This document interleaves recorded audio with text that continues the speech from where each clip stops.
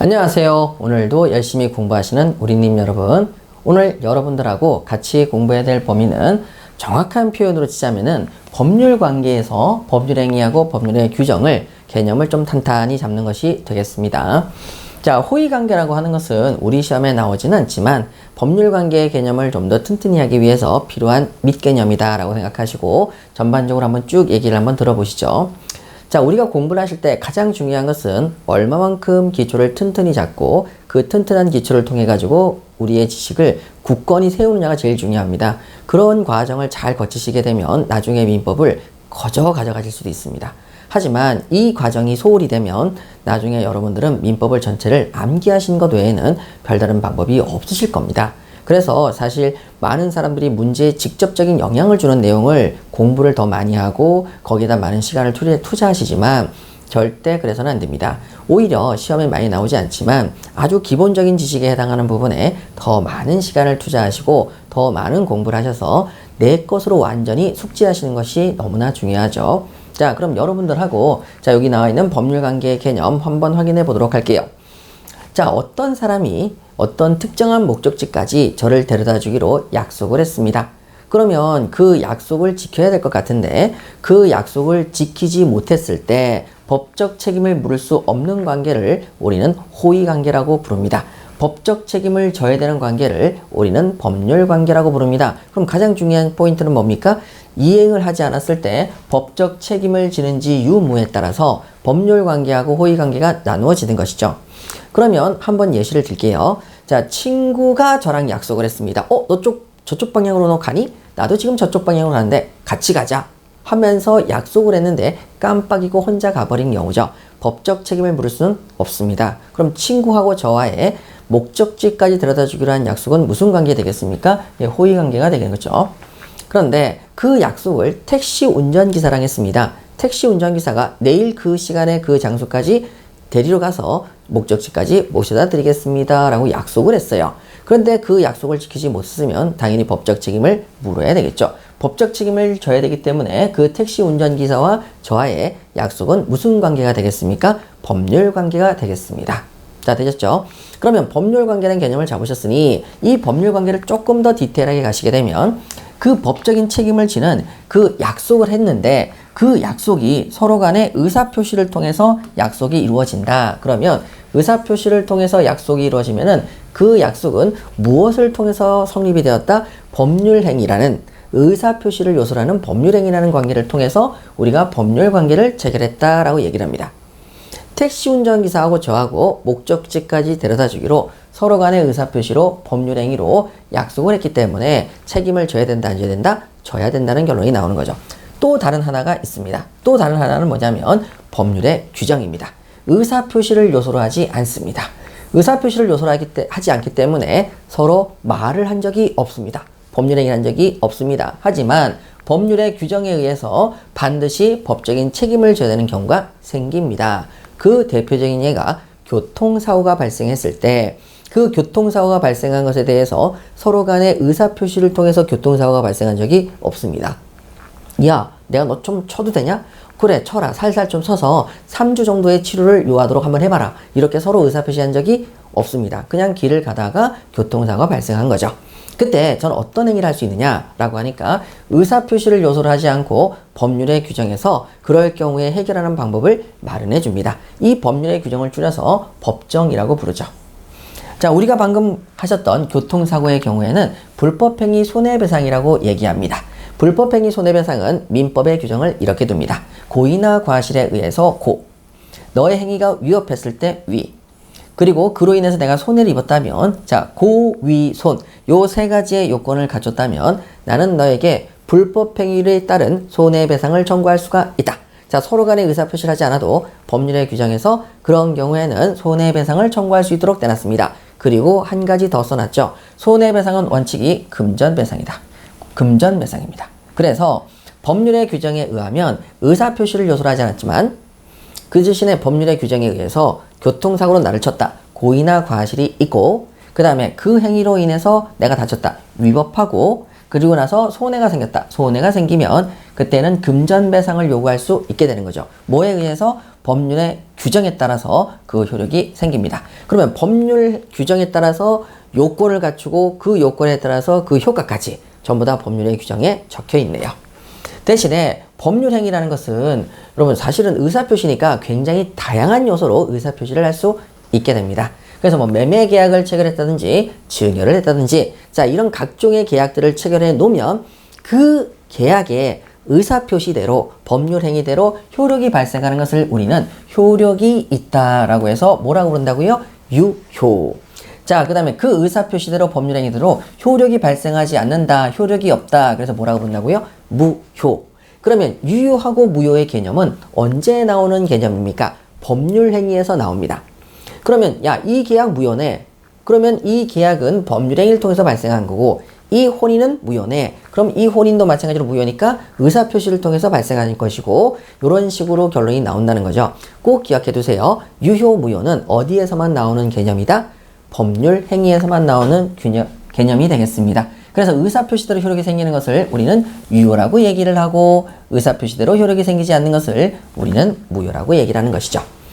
자, 그러면 여러분 여기서 이제 공부해야 될 게 뭐냐? 이렇게만 공부하시면 끝나는 게 아니라 이제서부터 저랑 같이 이 개념을 바탕으로 해서 우리 교재 9페이지를 한번 가보십니다. 9페이지 가시면 법률 관계가 나와 있는데요. 자, 거기 나와 있는 첫 번째 용어가 뭐가 보이십니까? 준법률행위입니다. 준법률행위. 자, 그러면 준이 딱 나오면 뭐예요? 법률행위처럼이라고 얘기합니다.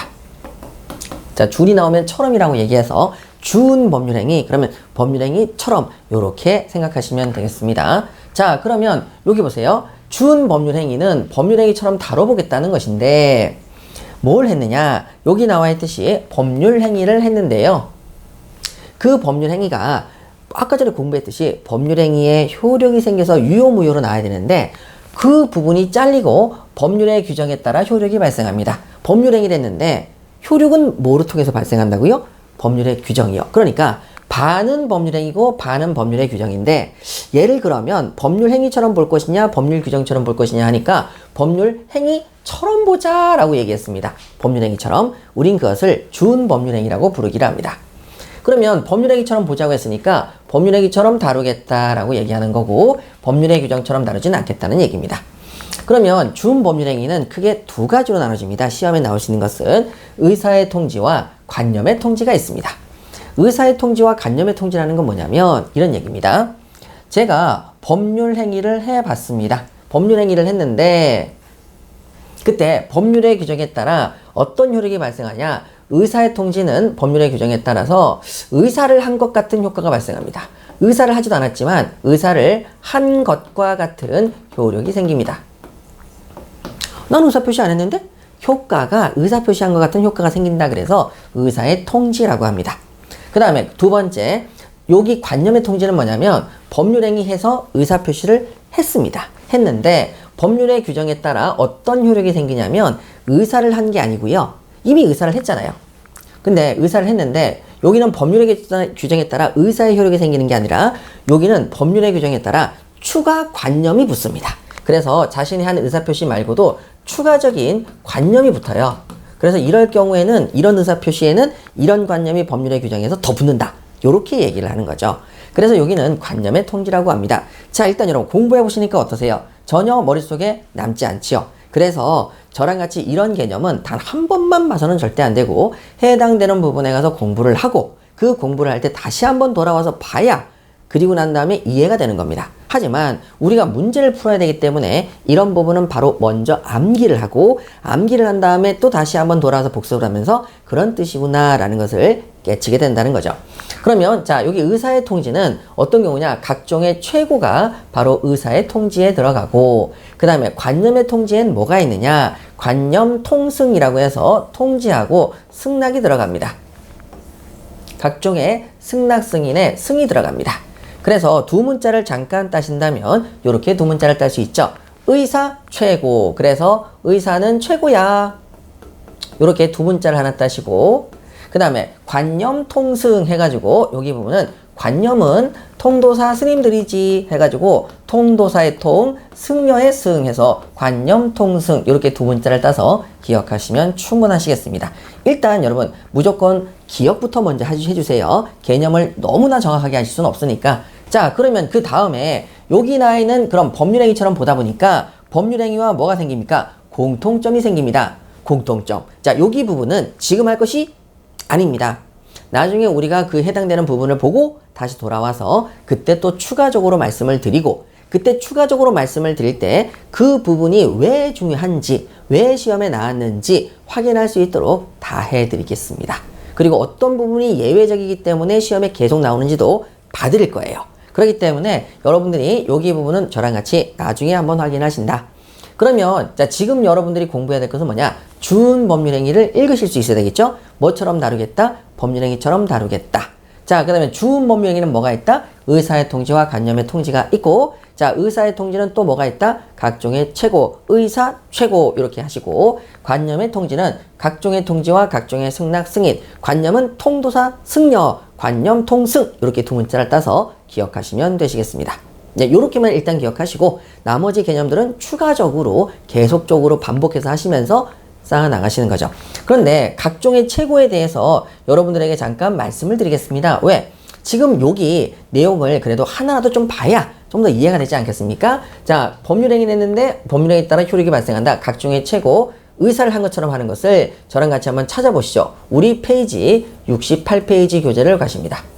자, 68페이지 교재를 딱 가시게 되면 뭐라고 써 있느냐? 제가 이제 요거까지 넘기진 않고 한번 읽어보겠습니다. 자, 로마자 3번에 부권 대리인의 상대방의 보라는 말이 나와 있죠. 자, 거기 보시면 조문에 어쩌저쩌고 저쩌고 했어요. 그래서 뭐라고 얘기했냐면, 자, 상대방은 첫 번째 조문이죠. 상대방은 자, 상당한 기간을 정해서 본인에게 추인 여부의 확답을 최고할 수 있다. 여러분 뭐가 보이세요? 각종의 최고할 수 있다. 최고를 했어요. 자, 최고라는 의사표시를 했어요, 안 했어요? 했어요. 법률행위를 했습니다. 그럼 최고를 했기 때문에 답을 구하고 있는 거죠. 근데 그 밑에, 자, 그 밑에 바로 나와 있는 동그라미 A번 밑에 조문을 보시게 되면 정해진 기간 내에 확답을 바라지 않았어요. 답을 안 했어요. 그러면 물어봤는데 최고를 했는데 답을 안 했어요. 아, 그럼 여러분 최고라는 개념을 한번 확인하시죠. 최고는 최자가 재촉할 채, 고가 알릴 고자입니다. 그래서 알려달라고 재촉한다. 다시 말해서 독촉하는 거죠. 자, 어떻게 할 것인지 최고를 한다. 어떻게 할 것인지 알려달라고 독촉을 한다. 자, 그럼 독촉을 했어요. 독촉을 했는데 답이 없어요. 그랬더니 법률의 규정에서 이렇게 써놓습니다. 법률의 규정에 따라서 특정한 의사를 했대요. 어떤 의사냐? 추인을 거절한 의사를 한 것으로 본다라고 해서 물어봤는데 그 내용에 대한 결과가 의사표시로 나왔습니까? 법률의 규정으로 나왔습니까? 그래서 물어봤는데 그 결과를 법률의 규정에 따라 특정한 의사를 한 것처럼 봐버린다. 요걸 우리 뭐라고 한다? 의사의 통지라고 합니다. 그럼 선생님 보시는 김에 관념의 통지까지 같이 보아주시면 안 됩니까? 머릿속에 1도 안 들어옵니다. 그렇기 때문에 지금 보실 필요는 없다. 아니 오히려 보시는 게 시간 낭비다. 이렇게 말씀을 드릴 수 있을 것 같습니다. 그래서 지금은 보지 말고요. 나중에 또 보도록 할게요. 모든 공부라는 것이 한 번에 원샷으로 끝나는 것이 아닙니다. 여러 번에 걸쳐서 반복해가면서 그 토대를 착실히 잡아나가는 거죠. 자, 그러면 저랑 같이 여기 관련돼서 준법률행위 문제를 한번 풀어보도록 하겠습니다. 자, 문제 한번 보실까요? 자, 문제 보시게 되면 이런 말이 써있죠. 무권 대리 행위에서 추인 여부에 대한 확답 되겠습니다. 자, 확답 한번 볼까요?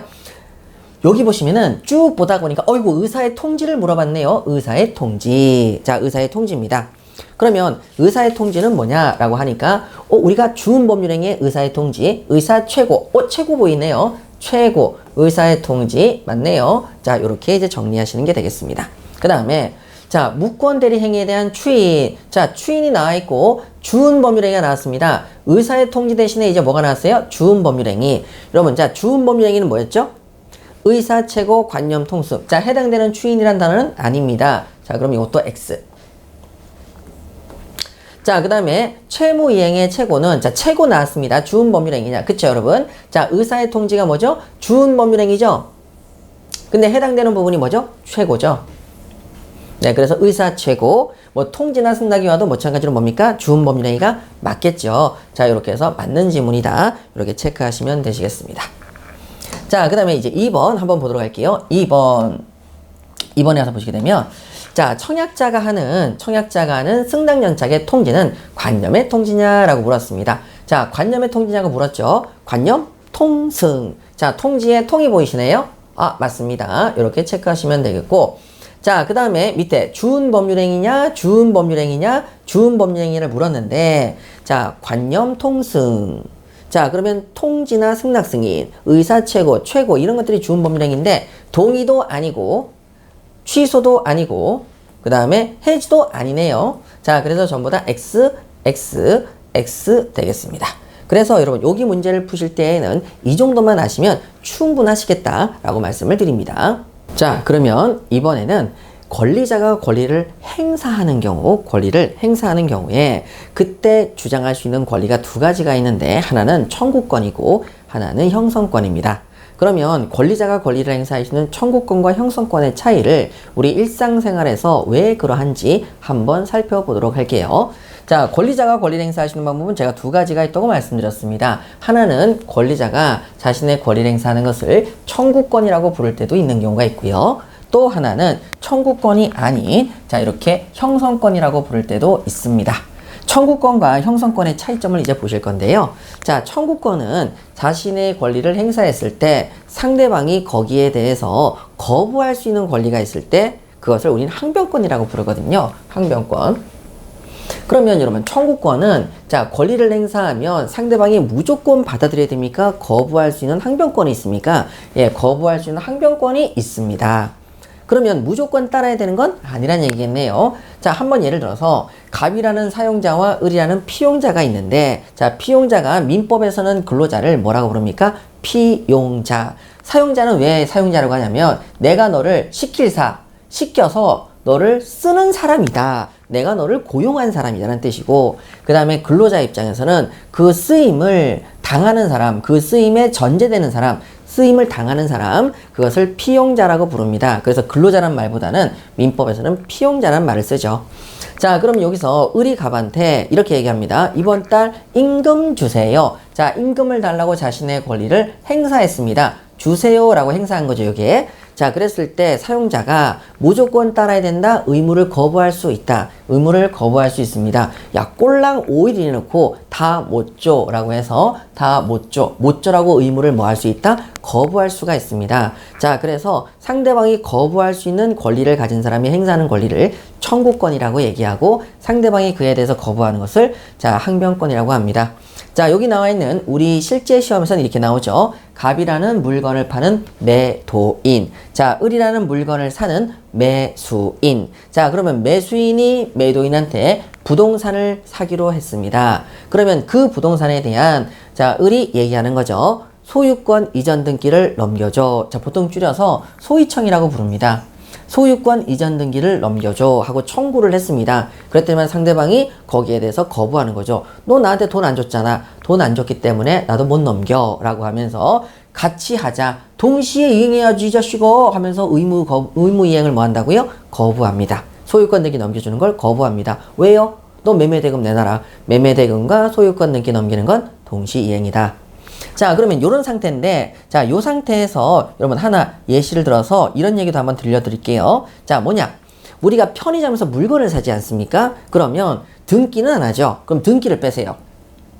편의점 물건을 살 때 대신에 편의점에서 물건을 살 때 편의점에 있는 소유권을 넘겨달라고 하는 거죠. 소유권 이전 청구권. 자, 편의점에서 물건을 사는 걸 우리 뭐라고 한다고요? 소유권 이전 청구권. 자, 그런데 계산을 안 하고 실수로 계산한 줄 알고 들고 나갑니다. 그러면 상대방이 뭐라 그래요? 가져가지 마세요 하면서 거부권을 행사하죠. 항변권을 행사합니다. 뭘 달라고? 계산하고 가셔야죠. 매매대금 주고 가셔야죠. 동시에 이행 안 하니까 나도 못 줍니다 라고 거부할 수 있는 거죠. 동시 이행 항변권을 행사하는 것이 되겠습니다.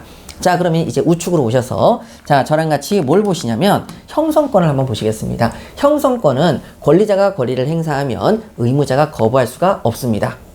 의무자가 거부하지 못하니까 무조건 해줘야 되는 거고 무조건 일어날 수밖에 없는 거죠. 대표적인 게 사용자하고 피용자가 있는데 피용자가 여자입니다. 여자면은 생리휴가 갈게요 라고 하고 생리휴가 쓸게요 라고 권리를 행사했습니다. 그 권리를 행사했을 때 상대방이 진단서 가져올 때까지 난 허락 못해 이렇게 해야 되겠습니까? 생리휴가 쓸게요 라면 무조건 가야 되겠습니까? 무조건 가야 됩니다. 여기서는요 거부할 수가 없습니다. 그래서 뉴스 같은 데서 가끔 나오죠. 생리휴가 가려고 했더니만 진단서를 끊어오라고 회사에서 얘기했다. 뭐 이런 것들이 뉴스에서 나올 때가 있습니다. 그러면 이때 왜 그게 뉴스에 나오느냐? 이 사람의 권리는 무슨 권이다? 형성권이기 때문에 무조건 일어나야 된다라고 하는 것이죠. 자, 되셨죠? 그러면 청구권과 그 다음에 항변권 그리고 형성권, 자, 요거를 한번 보도록 하겠습니다. 볼 건데 여러분 여기서 이런 말을 쓸 수 있겠네요.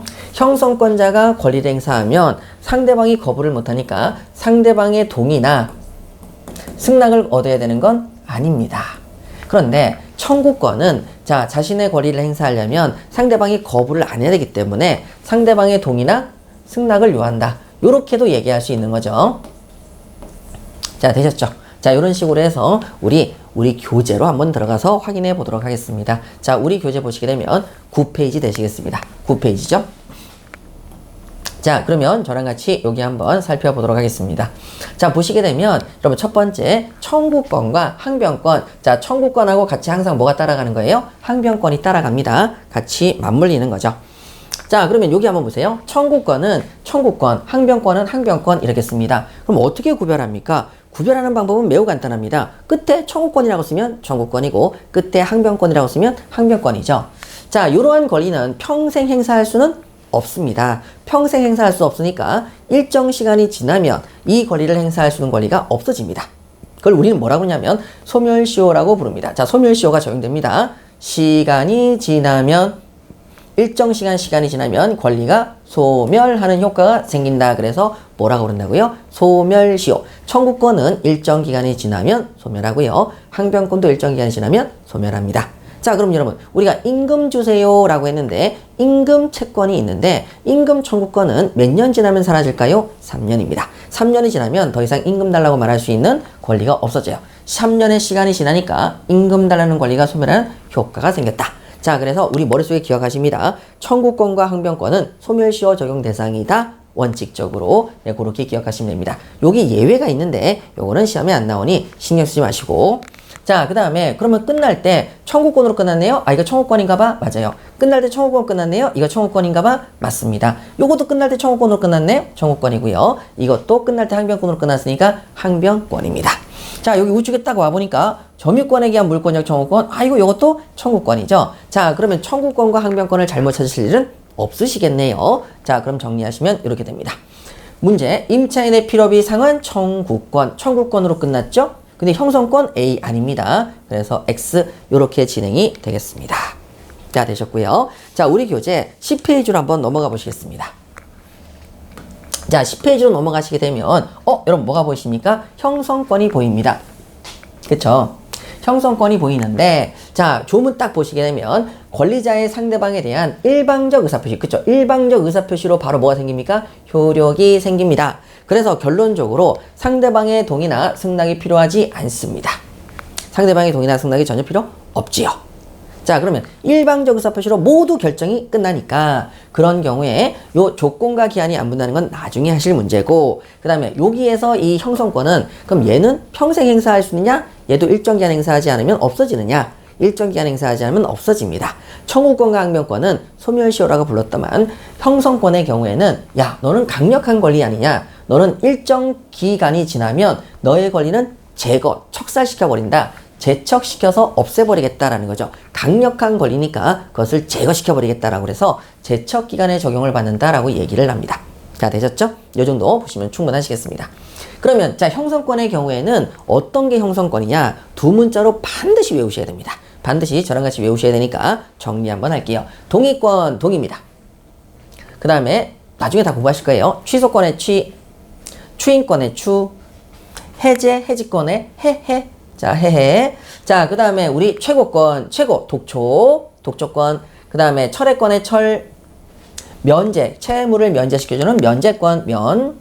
그 다음에 상호 계산은 상계권, 담보권의 담, 매매약 완결권, 완결. 자, 이렇게 동그라미를 치시면, 자, 여기 밑에 두 문자가 있죠. 동치추해, 동치추해. 최고철면상, 최고철면상, 담, 완결. 이렇게 두 문자가 있네요. 자, 동치추해. 겨울에 취하면 추해. 자, 그 다음에 최고철면상, 최고철면상. 자, 최고 철판을 깐 면상이란 뜻이에요. 그 사람은 취했는데 어디에다가 그 취한 것을 완결하냐면 담에다가 완결한다. 그래서 최고철면상, 담, 완결. 왜? 하고 토했다는 얘기죠. 자, 토했더니만 너무 갈증이 나네요. 그래서 물매수, 물매수. 자, 물을 샀어요. 두 개를 사서 하나를 남하고 분할해서 먹었다. 물분할. 자, 그래서 물매수, 물분할. 이렇게 두 문자를 따시면 되겠습니다.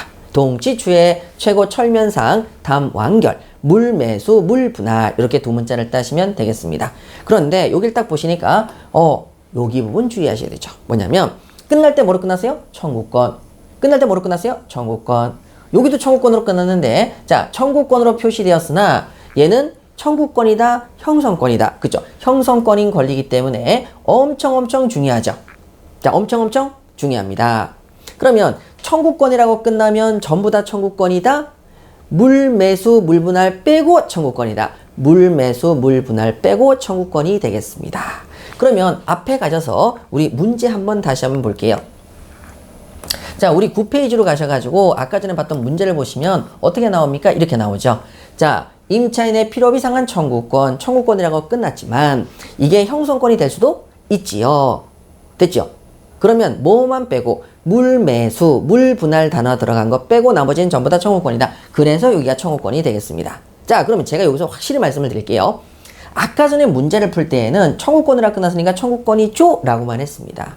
그런데 뒤까지 공부를 하셔가지고 다시 한번 돌아오니까 청구권이라고 끝났지만 물매수, 물분할이라는 단어가 없으니까 청구권이죠? 이건 형성권이 아닙니다라고 한다면 왜 시험에 내는지 알겠고 어떻게 구분하는지 알겠죠. 그래서 한 번에 모든 개념을 정리하실 수는 없다는 겁니다. 뒤에 가서 배경 지식을 더 쌓으면 다시 돌아와서 보면 아는 것만큼 보이는 게 민법이라 문제를 풀 때도 시야가 확 넓어지게 되어 있죠. 예, 그 정도 확인하시면 되시겠습니다. 자, 그럼 다시 10페이지로 돌아오셔서 저랑 같이 이제 문제를 한번 풀어보도록 하겠습니다. 자, 문제 볼게요. 자, 문제 보시게 되면 이렇게 써 있네요. 착오로 인한 취소권, 동치추해 취되겠습니다. 자, 동치추해 취는 청구권입니까? 에이, 청구권으로 끝나지도 않았죠. 청구권이 아니라 뭐라고요? 형성권. 맞는 지문이 되겠습니다. 맞죠? 그 다음에 그 앞에 취소권의 취죠. 자, 취소권, 형성권이다. 맞는 지문 되겠습니다. 자, 그 다음에 2번이죠. 2번에 보시니까 갑은 구소유 부동산에 대해서 을과 매매의 일방 예약을 체결했다. 을이 예약 완결권. 자, 완결이죠.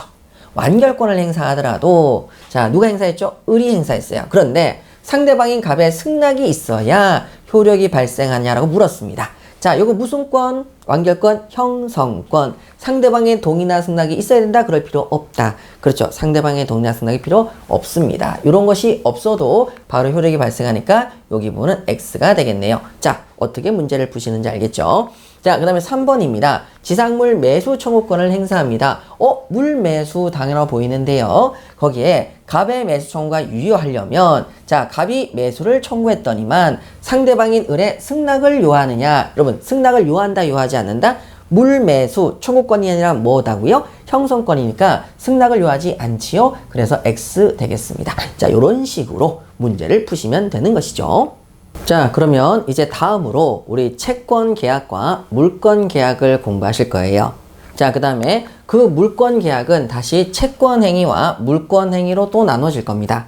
요거를 대부분 다 잘 모르거든요. 그래서 민법의 개념을 튼튼히 잡지 못하기 때문에 문제가 생깁니다. 그래서 저랑 같이 이 부분을 진짜 꼼꼼히 살펴보도록 할게요. 자, 먼저 용어를 한번 보시죠. 채권 계약입니다. 선생님, 채권이 뭡니까? 라는 거죠. 그 다음에 두 번째, 물권 계약입니다. 선생님, 물권이 뭡니까? 라는 거죠. 자, 그럼 여러분 한번 보시죠. 여러분들이 여행을 가기 위해서 여행사와 계약을 체결했습니다. 그러면 그 계약이 채권 계약일까요? 물권 계약일까요? 모릅니다. 그럼 어떻게 해야 되느냐? 자, 그러면 여기서 제가 힌트를 하나 드릴게요. 어떤 힌트냐면, 자, 우리가 많은 분들이 착각을 하시고 잘 모르시는 게 뭐냐면 채권은 이거고 물권은 이거다 이렇게 얘기를 하세요. 틀렸습니다. 어떻게 해야 되냐면 자, 채권의 특징과 물권의 특징을 공부하시기 전에 물권이라는 자체는 어떻게 형성이 되는지를 봐야 됩니다. 물권은 이런 말을 씁니다. 물권 법정주의입니다. 물권은 법률의 규정으로 정해진다. 법률의 규정으로 정해지는 주의 해서 뭐라고 부른다고요? 물권 법정주의. 그러면 우리의 민법 전에서 물권편, 자, 물권편이라는 법률, 그리고 우리가 종래부터 내려왔던 관습법률, 자, 요걸 통해서 물권이 완성이 됩니다. 그러면 이렇게 딱 정해진 물권 외에는 나머지 물권은 새로 성립할 수가 없어요. 그러면 물권법을 공부하시면서 우리가 거기서 봤던 내용들의 물권들은 전부 다 물권이 맞습니다. 그런데 거기에서 공부한 적이 한 번도 없지만 종래 쭉 내려왔던 우리의 관습법이 있다. 그럼 이것도 물권이 맞습니다. 그런데 민법전에도 규정되어 있지 않고 관습법으로 인정되어 있지 않는 그런 여러 가지 것들은 전부 다 뭐냐? 다 채권입니다. 자, 물권 법정주의에 규정되지 않은 것들은 전부 다 무슨 계약이다? 채권 계약이 되겠습니다. 그러면 자, 물권 쪽에 들어가면 우리가 뭐 소유권도 배우고 전세권도 배우고 저당권도 배우고 쭉 배우게 됩니다. 그럼 이 계약은 물권 계약이네? 맞아요. 소유권을 넘기는 계약, 물권 계약. 저당권을 설정하는 계약, 저당권, 물권 계약. 전세권을 설정해주는 계약, 물권 계약이고, 그 외에 나머지 그러면 거기서 공부한 적이 없는, 물권이라고 공부한 적이 없는 계약들은 전부 다 무슨 계약이다? 채권 계약이다. 자, 여행사와 여행 계약을 체결했다. 물권에서 공부한 적이 없는 계약이네. 그럼 당연히 무슨 계약이다? 채권 계약이다. 애초부터 채권만 체결할 계약이다. 그러면 자, 물권에는 임대차란 말이 없습니다. 그러면 여기 나와 있는 임대차 계약이죠. 처음서부터 임대하기로 한 계약입니다. 물권편에서 공부한 적도 없고 임대차라는 관습법도 없습니다. 그러면 이건 애초부터 무엇을 체결하기 위한 계약이었다? 채권을 체결하기 위한 계약이었습니다. 자, 되셨죠? 그러면 이 채권 계약은 자, 임대차 계약을 체결해서 끝납니다. 끝나고 그 다음에 이 행위는 채권의 개념을 가시는 거죠. 채권이라는 단어는 그럼 뭐냐? 채권은 특정인에게만 자신의 권리를 주장할 수 있는 그러한 권리를 채권이라고 부릅니다.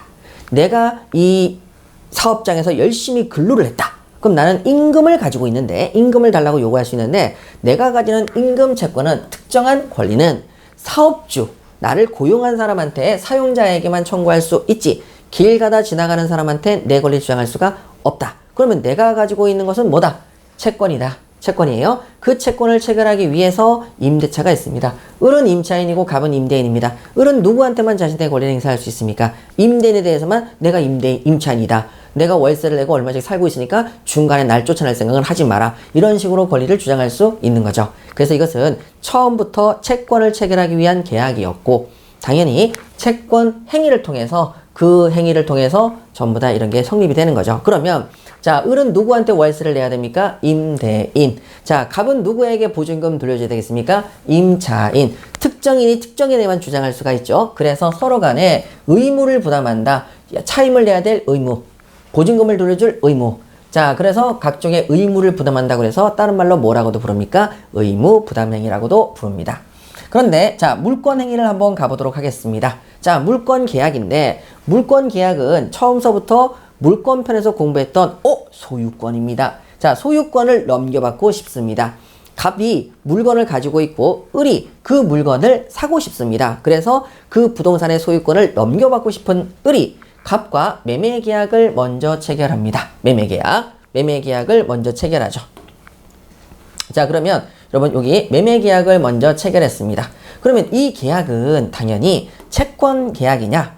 물권 계약을 아니죠. 이거는 처음서부터 물권 계약을 체결하기 위해서 소유권이라고 하는 물권을 취득하기 위해서 그 따른 계약이었습니다. 그런데 소유권을 넘겨받기 위해서 그 전제로서 무슨 계약을 체결했죠? 매매 계약을 체결합니다. 그러면 이 매매 계약은 누가 누구한테만 주장할 수 있습니까? 매수인이 채권자로서 물건에 대한 권리자로서 야, 내가 너랑 계약 체결했으니까 물건 내놔 하고 매도인 채무자에게 자신의 권리에 입각해서 소유권 이전 등기를 요구하고 있습니다. 소유청을 요구할 수 있지요. 다른 사람한테 요구할 수가 없습니다. 길 가던 정한테 요구할 수 없으니 요거는 자 우리 아까 전에 공부하듯이 특정인에게만 요구할 수 있는 권리다 라고 해서 특정인이 특정인에게만 의사표시하는 거죠. 그래서 채권자인 매수인이 채무자인 매도인에게만 자신의 권리를 주장할 수 있고 그 다음에 당연히 갑은 소유권 등기를 넘겨줄 의무, 을은 갑한테 매매대금 지급해야 될 의무가 있으니까 요것 또한 의무 부담행위입니다. 이렇게 되는 거죠. 그런데 자 여기에 따라서 등기를 짜잔 하고 등기를 마쳤습니다. 소유권 등기를 이전해 줬습니다. 누구에게? 을에게. 등기를 넘기는 순간, 자 뭐를 넘기는 순간? 등기를 넘겨주는 순간 을은 소유권자가 되고 갑은 이제 더 이상 소유권자가 아닌 옛날 소유권자가 되는 거죠. 얘는 소유권을 잃어버렸다는 얘기입니다. 얘한테 소유권이 넘어온다 안 넘어온다? 넘어온다라는 거죠. 자 되셨죠? 그러면 소유권 등기를 이전해 주는 순간 소유권자가 바뀌었다. 자 그럼 을이 소유권자가 됐으니 자 을이 하는 얘기를 잘 들어보세요. 내가 소유권자다 하고 갑한테만 주장할 수 있습니까? 이 세상에 있는 모든 사람에게 주장할 수 있습니까? 모든 사람에게 주장할 수 있게 됩니다. 그러면 물권행위는 모든 사람에게 주장할 수 있는 권리로 바뀌는 겁니다. 등기를 하는 순간 모든 사람에게 나의 권리를 주장할 수가 있다. 그러면 자 모든 사람에게 주장할 수 있는 물권행위, 다시 말해서 갑이 자신의 소유권을 을한테 뭐 한 거죠? 처분했기 때문에 을이 그 소유권을 받아서 모든 사람에게 주장할 수 있는 행위가 돼버렸다. 처분행위죠. 그러면 결론적으로 모든 사람에게 주장할 수 있는 권리를 넘기는 행위를 해버렸다. 그것을 우린 다른 말로 뭐라고도 부른다? 처분행위라고도 부르는 거죠. 그러면 여기 나와 있는 물권계약의 또 다른 형태입니다. 자 한번 보실게요. 먼저 갑이라는 사람과 을과 무슨 등기를 하기로 했냐면 전세권 등기를 하기로 합니다. 전세권 등기. 자 전세권 등기를 해주기로 합니다. 그러면 여러분 전세권이라는 것은 맞아 내가 물권에서 봤던 권리야. 물권 계약인 거죠.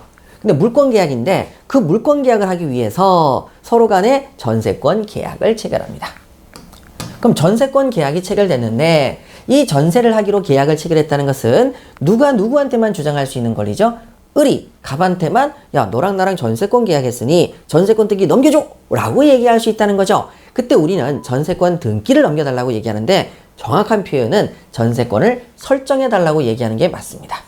네가 가지고 있는 권리 중에서 전세권을 나한테 설정해줘 이렇게 얘기하는 거죠. 이것도 나중에 우리 설정이라는 단어가 언제 꼭 쓰이는지 확인해 보도록 하겠습니다. 근데 그거는 나중에 보도록 할 거고요. 자 여기도 보세요.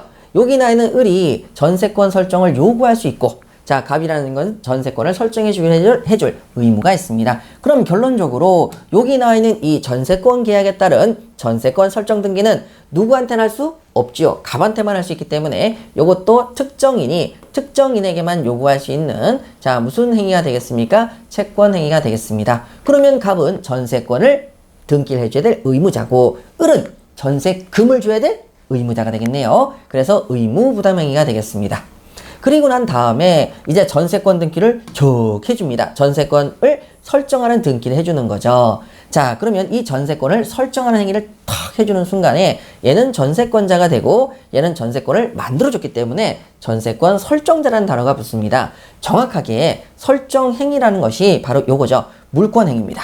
그래서 물권행위를 하면 이 세상에 있는 모든 사람한테 내가 전세권자라고 얘기할 수 있게 되겠네요. 그래서 자신이 가지고 있는 권리를 전세권의 권리를 넘겨줬다. 그래서 처분행위라고 부릅니다. 그러면 여러분 여기서 이 물권행위는 바로 뭐가 되겠습니까? 그쵸. 전세권을 설정하는 등기를 쭉 해주는 순간 전세권 설정을 쭉 해주는 순간 얘는 설정자가 되고 얘는 설정받은 전세권자가 되고 그 다음에 이 물권행위를 통해서 기존에 갑이 가지고 있던 전세를 할 수 있는 권리가 누구한테로 넘어와 버렸다? 을에게로 넘어와 버렸습니다. 자 되셨죠? 그래서 자 여기 부분에서 물권행위에 해당하는 것은 전세권 설정 등기 해줬다. 설정을 해주는 순간에 전세권자가 되었다 안 되었다? 되었다. 이건 설정해 준 게 아니라 설정해 주세요 라고 청구한 거고 요건 설정을 해주는 순간에 얘가 뭐가 돼버렸다? 전세권자. 물권행위의 처분행위를 통해서 전세권자가 되었다. 이렇게 얘기하는 거죠. 자 그럼 여기 관련돼서 우리 문제집 한번 보시겠습니다. 문제집 10페이지 되겠습니다. 자 10페이지 가시게 되면 자 여기서 봐야 될 것이 채권행위하고 물권행위입니다.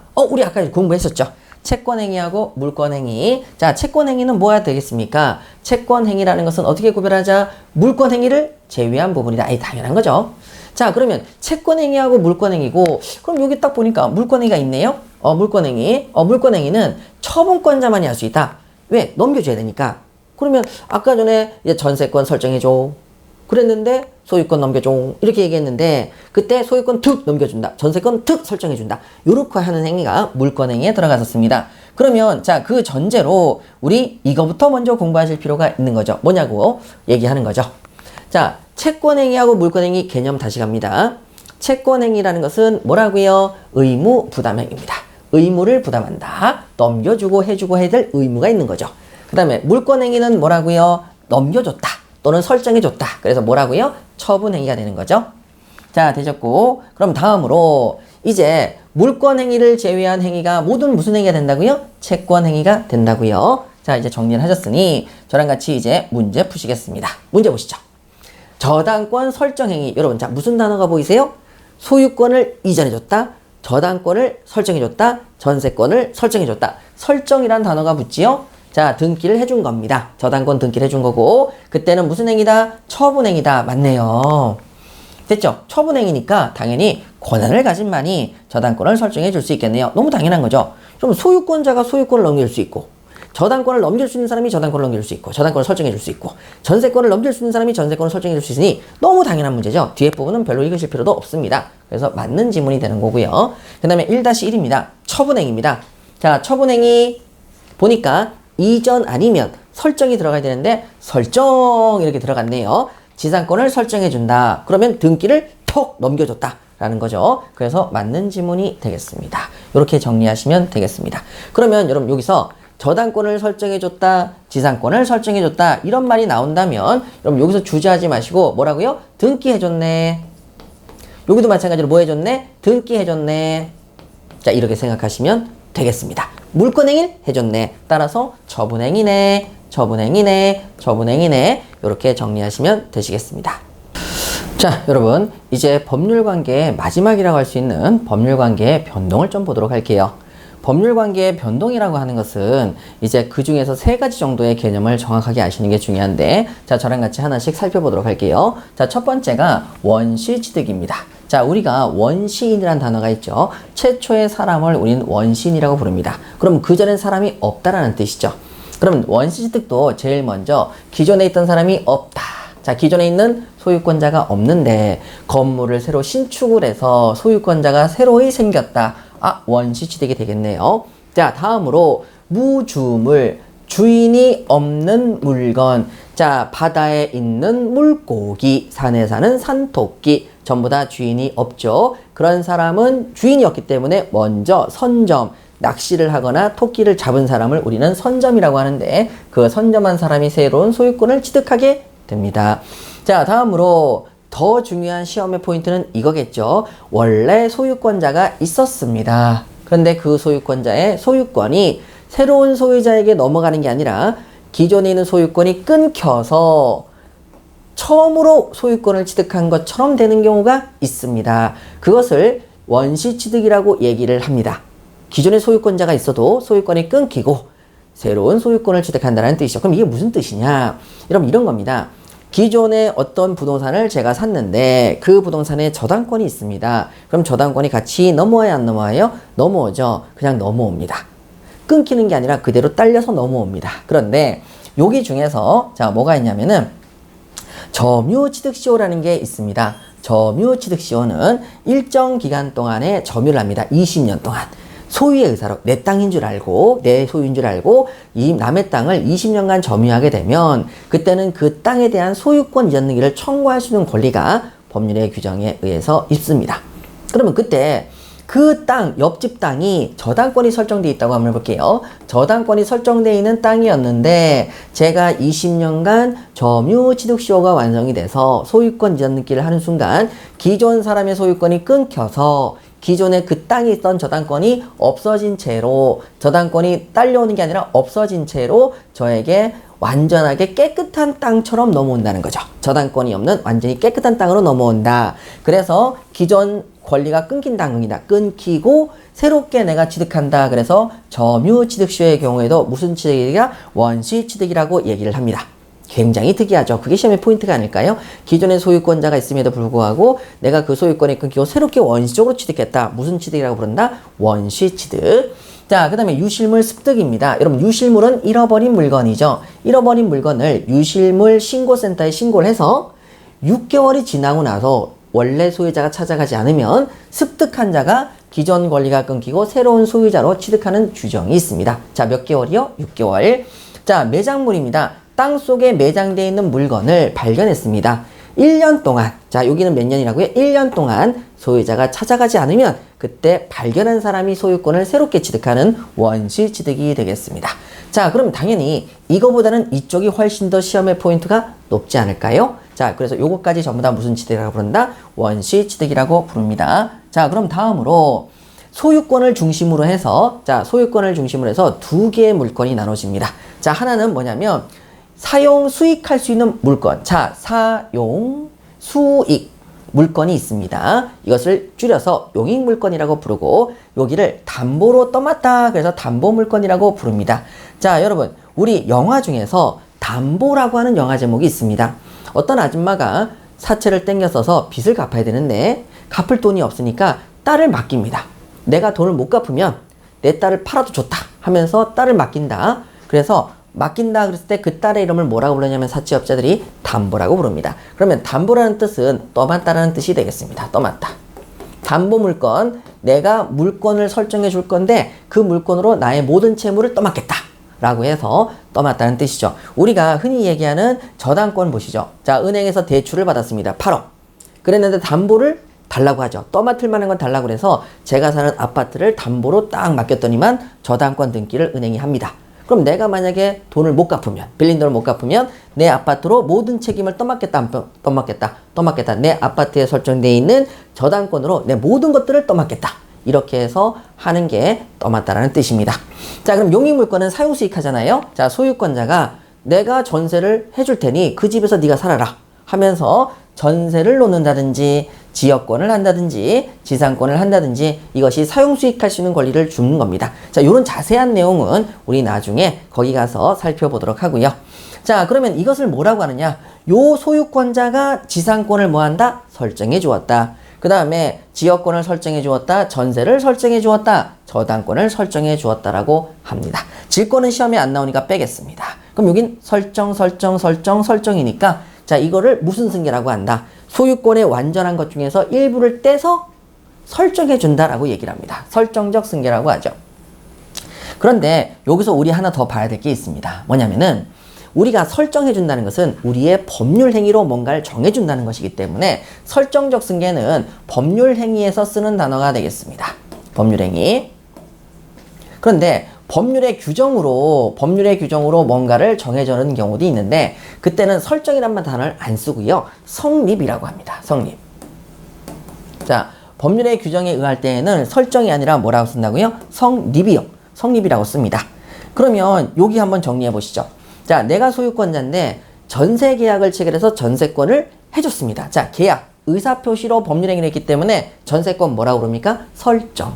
은행에 가서 돈을 빌리고 저당권을 서로 의사표시 하에 해주기로 했습니다. 담보를 설정해 주기로 한 거죠. 그래서 뭐라고요? 저당권 설정. 자, 그런데 여기 유치권은요.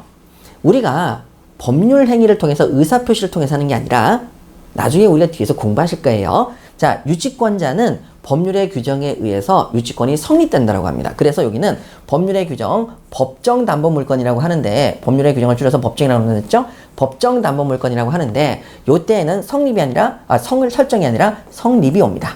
유치권 성립이라는 단어를 쓰는 거죠. 그래서 소유권자가 자신의 권리를 일부를 떼어주는 것을 법률 행위로 떼어주는 걸 뭐라고 한다? 설정. 법률의 규정으로 떼어주는 걸 뭐라고 한다? 성립. 이런 것들을 단어를 쓰는 거죠. 자, 그럼 이제 다음으로 이 기존에 있었던 완전한 권리인 소유권을 완전체를 그냥 넘기는 걸 우리가 뭐라고 하냐면 이전이라고 하고요. 완전체 중에서 일부를 설정해 주거나 성립해 줬죠. 요걸 넘기는 걸 우리 뭐라고 하느냐? 일부를 넘기는 거죠, 결론적으로. 가지고 있는 일부를 넘기는 거니까 여기 부분을 넘기는 걸 우리 뭐라고 한다? 양도라고 합니다. 자, 민법의 규정을 보면 이쪽에서 일로 넘어오는 걸 뭐라고 한다? 양도.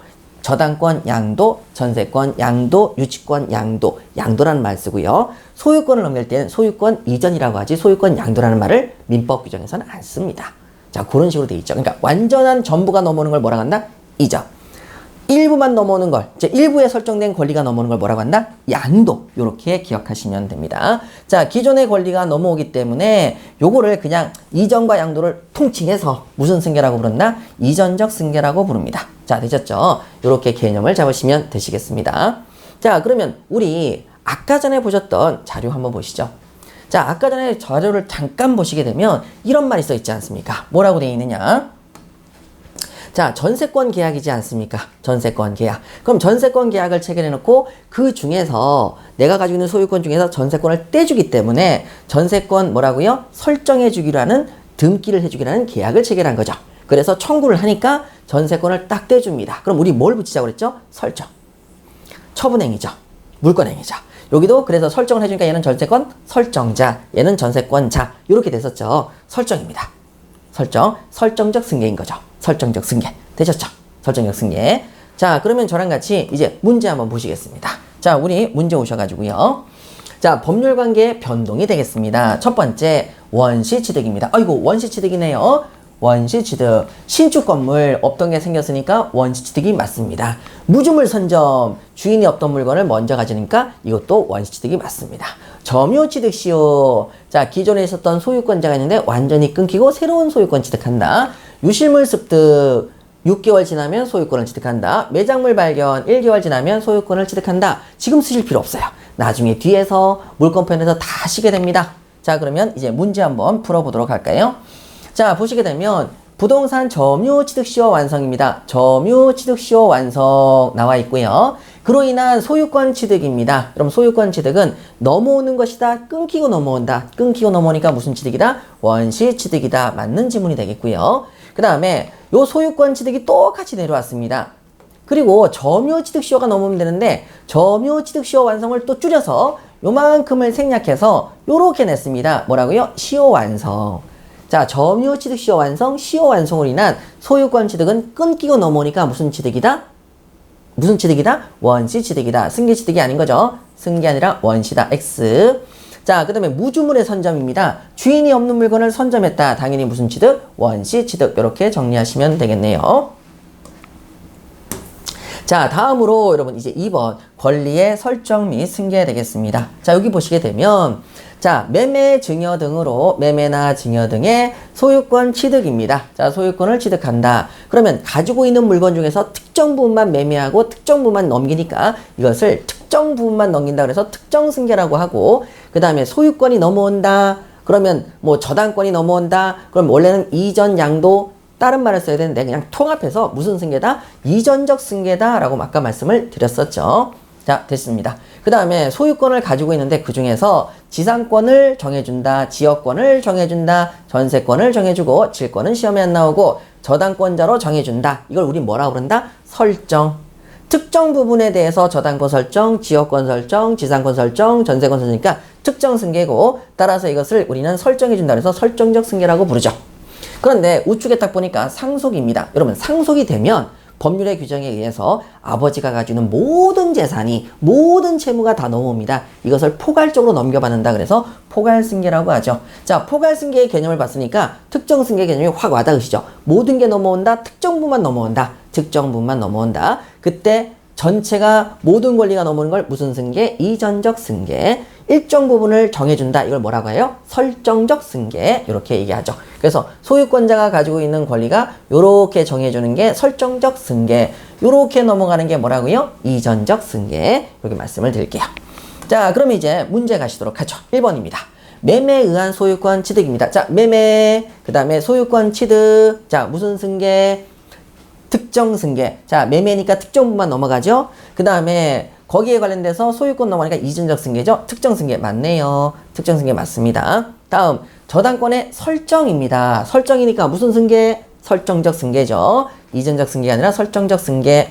자, 그 다음에 저당권의 설정 또 나와 있고요. 이전적 승계에 해당한다. 이전적 승계가 아니라 뭐라고요? 설정적 승계다. 이렇게 X 치시면 되시겠죠? 자, 그러면 특별히 어려운 문제는 없어 보입니다. 자, 그 다음에 권리의 소멸입니다. 자, 권리의 소멸은 시험에 나올 만한 내용이 딱히 없기 때문에 이 부분의 공부는 안 하셔도 되겠습니다. 자, 여러분, 이제 굉장히 많은 내용의 개념을 정리했는데 개념과 단어에 굉장히 많이 복습을 하셔서 자기 것으로 소화해 내신다면 나중에 뒤쪽 부분 물건이라든지 공부를 하실 때 상당히 많은 도움이 되실 겁니다. 자, 오늘도 수고 많으셨고요. 다음 시간에 또 뵙겠습니다. 감사합니다.